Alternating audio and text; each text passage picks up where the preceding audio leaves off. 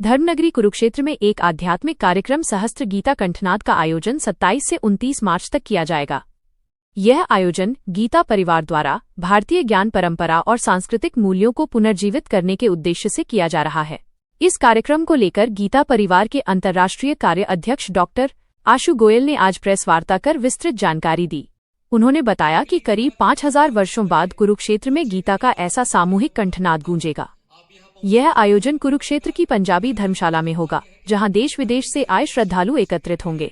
इस कार्यक्रम की खास बात यह रहेगी कि 27 मार्च को 11 देशों और भारत के 22 राज्यों से आए 1000 से अधिक गीता साधक एक साथ एक स्वर में संपूर्ण श्रीमद् भगवद गीता का पाठ करेंगे।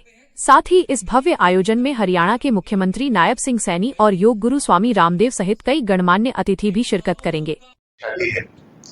कुरुक्षेत्र की इस पावन धरा पर, जहाँ पर 5163 वर्ष पूर्व भगवान श्री कृष्ण ने भगवद गीता के उस उपदेश का उद्घोष किया जो आने वाले हजारों वर्षों के लिए संपूर्ण मानव जाति का पाथेय हो गया। पाथेय यानी कोई व्यक्ति सफर पर निकलता है तो अपने रास्ते में मुझे क्या क्या काम में आने वाला है वो साथ में लेके चलता है। कुछ खाना भी लेकर चलता है, कुछ कपड़े भी लेके चलता है, कुछ ओढ़ने बिछाने के सामान भी लेके चलता है। इन सबको बोलते हैं पाथेय। मनुष्य जीवन को उच्चतम सफलता पर जीना होगा तो भगवद गीता से बड़ा पाथेय किसी के लिए नहीं हो सकता। और इसलिए पूज्य स्वामी जी ने भगवद गीता का प्रचार ये हिंदू धर्म ग्रंथ के रूप में करने की बात नहीं कही। हम इसको हिंदू धर्म ग्रंथ के रूप में यहाँ पर प्रचारित नहीं करते, वो तो वो है ही, लेकिन इसका जो मौलिक स्वरूप है और इसकी जो मुख्य उपादेयता है वो हिंदू धर्म का ग्रंथ ना होकर मानव जीवन के मूल्यों का ग्रंथ है।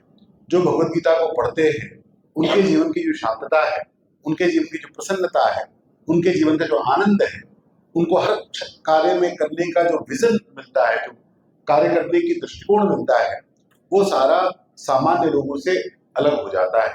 और इस बात को लेकर पूज्य स्वामी जी ने गीता परिवार के सब कार्यकर्ताओं को एक संदेश दिया कि हम लोग एक ही बात को लेकर अपना जीवन जिए, गीता पढ़ें, पढ़ाएं और जीवन मिलाएं।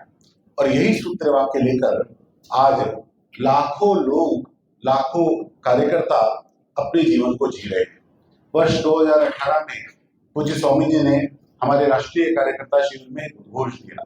उन्होंने कहा कि हर कर गीता, हर घर गीता, यानी हर हाथ में गीता हो और हर घर में गीता हो। यदि हम चाहते हैं कि विश्व में शांति हो, यदि हम चाहते हैं कि विश्व प्रेम से एक दूसरे के साथ मिलकर आगे बढ़े, आज जो स्थिति हम वैश्विक स्थिति देख रहे हैं, दुनिया भर में जो युद्ध हो रहे हैं, जो अशांति है, लोग डिप्रेशन की दवाइयां खाते हैं, अनेक प्रकार के झगड़े, परिवारों का टूटना, इसका कारण ये है कि हम कहीं ना कहीं अपनी संस्कृति से छूट गए, हम गीता के मूल्यों से छूट गए। और इसलिए जब कोरोना में 2020 में गीता परिवार भगवद गीता को अत्यंत सरल रूप में सबके लिए लेकर आया तो सब लोगों के लिए ये संजीवनी बूटी हो गया। हम लोगों ने जब इसको लॉन्च किया तो रूपा दीदी ने बताया हमें अपेक्षा नहीं कि इतने लोग आएंगे, लेकिन भगवद गीता की भूख कितनी है या उसको प्राप्त करने का लाभ कितना अधिक है ये हमको मालूम पड़ा। वर्ष में 8 बैच हम नए शुरू करते हैं और बिना किसी प्रचार प्रसार के एक भी रुपया खर्च किए ऑर्गेनिकली 50,000 लोग हर बार जुड़ जाते हैं। अभी 13 मार्च को हमारा 46वां बैच आरंभ हुआ और उसमें 80 देशों से 42,000 नए लोग जुड़ गए। अब तक 182 देशों से 15.5 लाख साधक जुड़ गए। पूरे विश्व का ये सबसे बड़ा एजुकेशनल प्रोग्राम learngita.com बन गया। पूरे विश्व में कोई भी यूनिवर्सिटी 1000 भी क्लास रोज नहीं करती, हम 3000 क्लासेस रोज करते हैं। सवेरे 4 बजे से लेकर रात के 2 बजे तक 33 टाइम स्लॉट्स, मतलब 24 घंटे में 33 ऑप्शंस। ऐसा तो कोई भी ये नहीं कह सकता मेरे पास समय नहीं। एक भी रुपये का फीस नहीं, वेबसाइट पे डोनेशन का बटन भी नहीं। कंप्लीट सेल्फलेस, पूर्णतः निष्काम, इस भावना को लेकर गीता परिवार के 15,000 गीता सेवी दिन रात इस ऑनलाइन कार्यक्रमों का संयोजन करते हैं। आप जब इस कार्यक्रम में पधारेंगे